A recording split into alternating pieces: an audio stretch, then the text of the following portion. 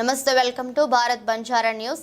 గత 10 సంవత్సరాలుగా ఉమ్మడి రంగారెడ్డి జిల్లాలో జడ్పీటీసీగా పనిచేసిన అనుభవం ఉంది కాబట్టి ప్రజల సమస్యలు నాకు తెలుసు. అందుకని కాంగ్రెస్ పార్టీకి భారీ మెజారిటీతో గెలిపించాలని మల్కాజిగిరి కాంగ్రెస్ పార్టీ ఎంపీ అభ్యర్థి సునీత మహేందర్ రెడ్డి అన్నారు. శుక్రవారం హైదరాబాద్లోనే హిందూ అపార్ట్మెంట్లో సమావేశమయ్యారు. ఈ సందర్భంగా ఆమె మాట్లాడుతూ ప్రజా సమస్యలు నాకు బాగా తెలుసు కాబట్టి నన్ను ఎంపీగా భారీ మెజారిటీతో గెలిపిస్తే నిధులు తీసుకొచ్చే అన్ని రకంగా అభివృద్ధి పరుస్తానని ఆమె అన్నారు. ఈ కార్యక్రమంలో కాంగ్రెస్ నాయకులు బండి రమేష్, హిందూ అపార్ట్మెంట్ సంఘం నాయకులు తదితరులు పాల్గొన్నారు. పార్లమెంట్ ఎలక్షన్స్ లో భాగంగా ఈరోజు మేడం సునీత మహేందర్ రెడ్డి గారు హిందూ అపార్ట్మెంట్స్ రావటం జరిగింది.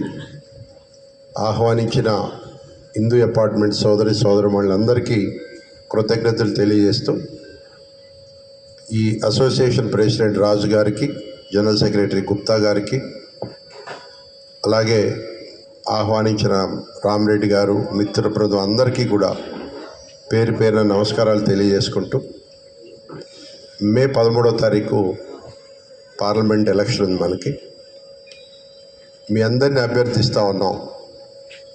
కాంగ్రెస్ పార్టీ, ఇండియా కూటమి ఇవాళ వామపక్షాలు, సెక్యులర్ విధానాలు కలిగిన పార్టీలన్నీ ఏకతాటి మీదకి వచ్చి వాళ్ళ ఇండియా కూటమిగా అవతరించి మరి ఎలక్షన్లో ఫైట్ చేస్తూ ఉన్నాం. ఏదైతే ఎన్డీఏ భాగస్వామి పార్టీలు, ముఖ్యంగా బీజేపీ మన ఇన్ఛార్జ్ మన బండి రమేష్ గారికి, సంఘం హిందూ అపార్ట్మెంట్ సంఘం అధ్యక్షుడు రాజు గారికి, కార్యదర్శి గుప్తా గారికి, అశోక్ రెడ్డి గారికి, ఇన్ఛార్జ్ షేరి సంతోష్ రెడ్డి గారికి, తూమ్ వేణు గారికి, అరవింద్ రెడ్డి గారికి, ప్రవీణ్ కుమార్ గారికి, బ్రహ్మ గారికి, దీప్తి గారికి, ఇక్కడున్న వేదిక పైన ప్రతి ఒక్కరికి, ఇక్కడున్న అందరికీ నా హృదయపూర్వక నమస్కారాలు. ఈరోజు ఇక్కడికి రావడం చాలా సంతోషంగా ఉంది. ముఖ్యంగా ఇక్కడ మనం రేపు ఎల్లుండి, కాకపోతే ఎల్లుండి ఎలక్షన్ ఎల్లుండి రేపటితో లాస్ట్ కాబట్టి ఇంకా టైం లేదు. మాకు కూడా అన్నీ రీచ్ కావాలంటే టైం లేకుండే కాబట్టి ఇంకా కొన్ని మిస్ అయిపోతున్నాయి. మాకు లేట్గా అనౌన్స్ అయినందుకు అన్నీ రీచ్ కాలేకపోయినాం. అయినా కూడా అందరం నలుగురం, మా ఫ్యామిలీ, మా కార్యకర్తలు, మా ఇన్ఛార్జ్లు అందరు చేస్తున్నందుకు కూడా ఇంతవరకు వచ్చింది. అంతా చాలా మంచి రెస్పాన్స్ ఉంది. కాకపోతే ఈ 1-2 డేస్లో ఇంకొంచెం హార్డ్ వర్క్ చేయాల్సిందే. ఈ 2 డేస్లో కవర్ చేసుకుంటాం, అయిపోతుంది.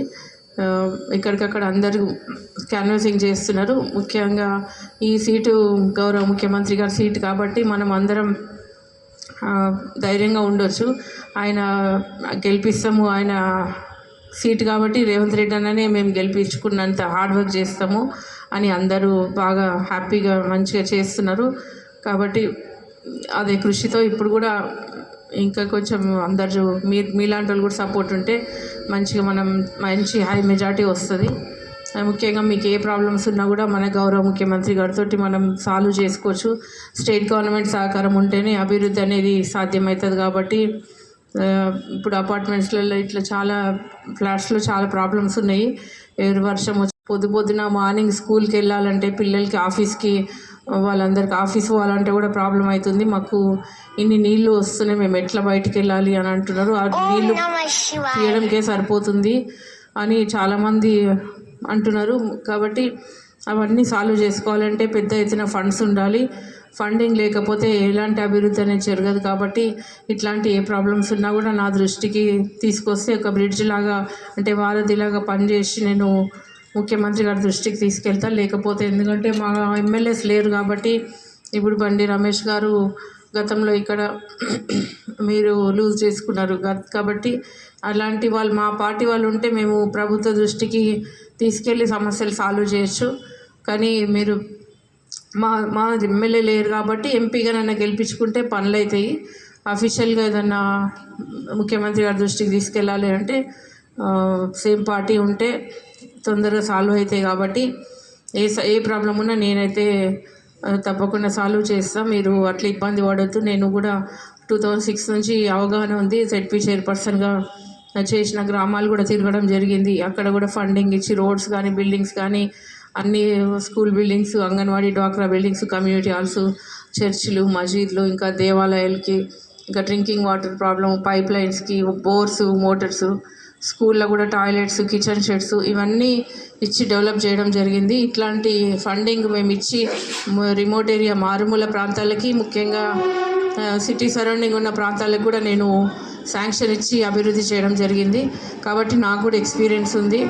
మేము ఏంటంటే ఎప్పుడు నేను నిజంగా చెప్పాలంటే నేను మీడియాకి ఎప్పుడు మాట్లాడకుండే. 2006 నుంచి నేను ఎన్నిసార్లు జెడ్పీ చైర్పర్సన్ అయినా కూడా నేను ఎప్పుడు మీడియా కోసం బయట స్పీచ్లు స్టేజ్ల మీద ఇట్లా వెళ్ళినప్పుడు మాట్లాడుతుండే తప్ప ప్రెస్ మీడియాకి ఎప్పుడు ఎందుకున్న షోలని నేను ఇవ్వలేకుండా. ఇప్పుడు ఎంపీ కాబట్టి ఇప్పుడు సోషల్ మీడియాలు కంపల్సరీ పెట్టకపోతే జనాలకి తెలియదు కదా, పబ్లిక్ ఈమెకి ఏం తెలుసా లేదా, ఎక్స్పీరియన్స్ ఉందా లేదా, చేస్తారా లేదా అనేది కూడా ఆలోచిస్తారు. కాబట్టి ఇప్పుడు కూడా పెట్టాల్సి వస్తుంది. కాబట్టి ఏదేమైనా కూడా నా సహకారం ఉంటుంది. నాకు ఈ ఏరియా కూడా పరిచయం ఉంది. మల్కాజిగిరి అంటేనే నేను ఉమ్మడి రంగారెడ్డి డిస్టిక్లో జెడ్పీ చైర్పర్సన్గా చేసినప్పుడు 10 సంవత్సరాలు నేను ఈ ప్రాంత సేవ చేయడం జరిగింది. ఇక్కడ ఫండింగ్ కూడా ఇచ్చిన మేడ్చెలు, గట్కేసరు, కీసర, షామీర్పేట, ఇంకా కుత్బుల్లాపూర్, కూకట్పల్లి కంటోన్మెంట్ ఏరియా తప్ప మల్కాజిగిరి 2 కాన్స్టిట్యున్సీలు తప్ప ఇంకా ఎల్బీ నగర్ కూడా జెడ్పీ ఉంటుండే. కాబట్టి మేము ఫండింగ్ ఇచ్చి స్కూల్స్ కానీ, బిల్డింగ్స్ కానీ, ఇంకా ఈ రోడ్స్, ఇంటర్నల్ రోడ్స్, అగ్రికల్చర్ ఫీల్డ్స్కి ఇంకా ఇట్లాంటి ఫండింగ్ ఇచ్చి అభివృద్ధి చేయడం జరిగింది. మళ్ళీ ఆఫీసర్స్ వారు ఇట్లా అపార్ట్మెంట్స్లో కూడా ఏదైనా ప్రాబ్లం ఉంటే కూడా అవన్నీ చేయడం జరిగింది. కాబట్టి నా దృష్టికి మీరు ఏది తీసుకొచ్చినా నేను సెంట్రల్ గవర్నమెంట్ దృష్టికి, ఇంకా స్టేట్ గవర్నమెంట్ దృష్టికి తీసుకెళ్ళి మీ